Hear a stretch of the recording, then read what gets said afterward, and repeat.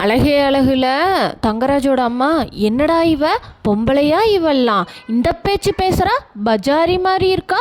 தங்கராசு, உன்னையே இவ இந்த போடு போடுறாளே, சுரேஷையெல்லாம் இவ என்ன பாடுபடுத்துவா. நீ பண்ண ஒரே தப்பு, சுரேஷுக்கு இவளை பிடிச்சி கல்யாணம் பண்ணி வச்சது தான்டா.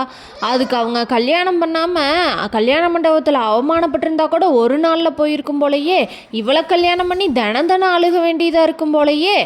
விடுங்கம்மா, பார்த்துக்கலாம். நீங்கள் எதுவும் டென்ஷன் ஆகி உங்கள் உடம்புக்கு ஏதாவது ஆகிற போது இதை நான் பார்த்துக்கிறேன் அப்படின்னு சொல்கிறாரு தங்கராஜ். அழகுமதிக்கு எப்படி இந்த விஷயம் தெரிஞ்சிருக்கும் அப்படின்னு யோசிக்கிறாரு தங்கராஜ். யார் சொல்லியிருப்பாங்க அப்படின்னு யோசிச்சுட்டு இருக்கிறாங்க. ஒருவேளை ரேவதி ஏதாச்சும் சொல்லியிருப்பாளோ அப்படின்னு நினச்சிட்டு ரேவதிகிட்ட போய், ரேவதி, அழகுமதிக்கு எப்படி இந்த விஷயம் தெரியும், உனக்கு தெரியுமா அப்படின்னு கேட்குறாரு தங்கராஜ். எனக்கு தெரியலைங்க அப்படின்னு சொல்கிறாங்க ரேவதி. இதை கேட்ட தங்கராஜோட அம்மா, அது எப்படி இவளுக்கு தெரிஞ்சாலும் இவ சொல்லுவான்னு நினைக்கிறியாடா, இவெல்லாம் சொல்ல மாட்டா அப்படின்னு சொல்கிறாங்க தங்கராஜோட அம்மா.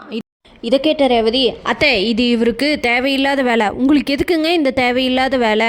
நீங்கள் எதுக்குங்க தேவையில்லாமல் அவளோட இதில் தலையிடுறீங்க? பாருங்க, இப்போ அவள் வந்து இங்கே வந்து கத்திட்டு போகிறா அப்படின்னு சொல்கிறாங்க ரேவதி.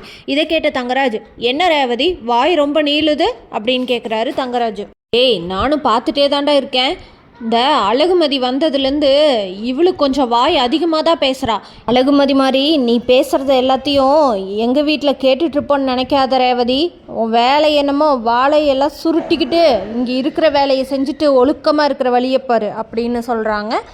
இதுக்கு நடுவில் தங்கராஜுக்கிட்ட சவால் விட்ட மதி, இந்த மதியை யாருனாலையும் அடக்க முடியாது, உங்கள் அப்பனே வந்தாலும் அடக்க முடியாது அப்படின்னு சொல்லிட்டு வேலை தேடி போகிறாங்க. வேலை தேடி போகிற இடத்துல அவங்களுக்கு ஒரு கவர்மெண்ட் பெர்மனன்ட் ஜாப் ஆஃபர் வருது. இதை தடுப்பாரா தங்கராஜ் அப்படின்னு தெரிஞ்சுக்க நம்ம சேனலை மறக்காமல் லைக், ஷேர் அண்ட் சப்ஸ்கிரைப் பண்ணிக்கோங்க.